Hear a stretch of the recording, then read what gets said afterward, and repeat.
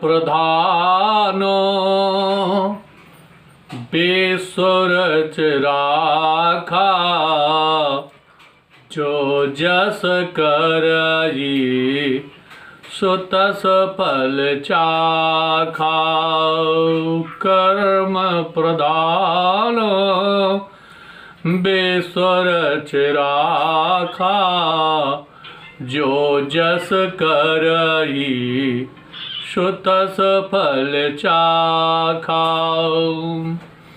मानव कर्म प्रधान, लेकिन कर्म क्या है ये मानव समझ नहीं पाता। कर्म प्रधान, कर्म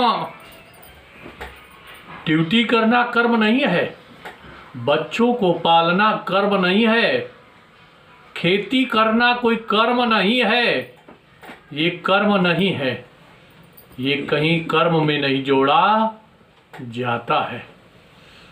कर्म, प्राणी जब जन्म हुआ था, गर्भ में था, तो भगवान से प्रार्थना की थी कि हे भगवान, एक बार मानव का जन्म मुझे प्रदान कर दें, मैं आपके भजन के अलावा तीसरा कोई कार्य नहीं करेंगे।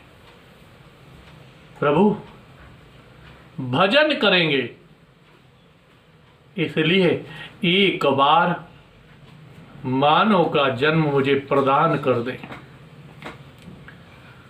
भगवान का भजन करेंगे, यज्ञ करेंगे, पूजा करेंगे, कथा श्रवण करेंगे, कथा कराएंगे, धर्म का काम करेंगे, दान देंगे, दान लेंगे, विद्या पढ़ना, विद्या पढ़ाना, यज्ञ करना, यज्ञ करवाना, ये शुभ कर्म।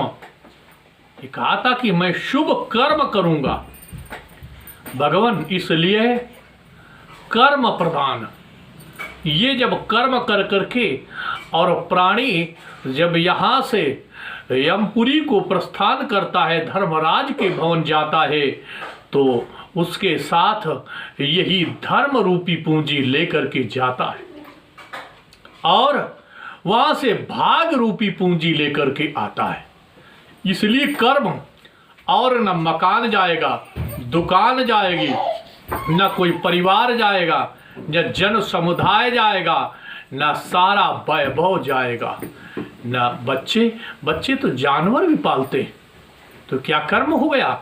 इसलिए कर्म पूंजी जब यहीं से शुभ कर्म ले जाता है, तो विधाता ब्रह्मा जी सृष्टि करता है, इसलिए ब्रह्मा जी हमारा लिखते हैं, कर्म प्रधानु बेसुरच राखा।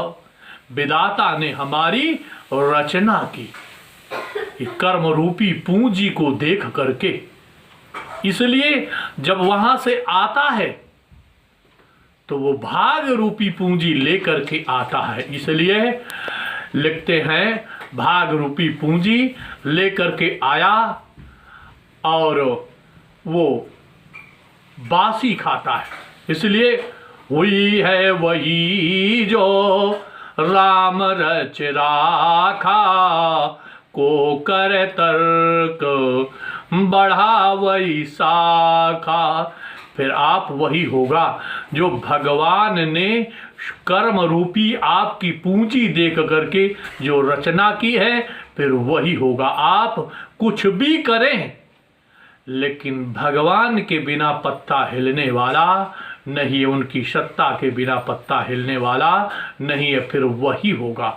आप चाहे जो कुछ करें, मतलब जो है, इसलिए कर्म रूपी पूंजी लेकर के जाता है और भाग रूपी पूंजी लेकर के वहां से आता है। बोलो गोविंद भगवान की जय। इसलिए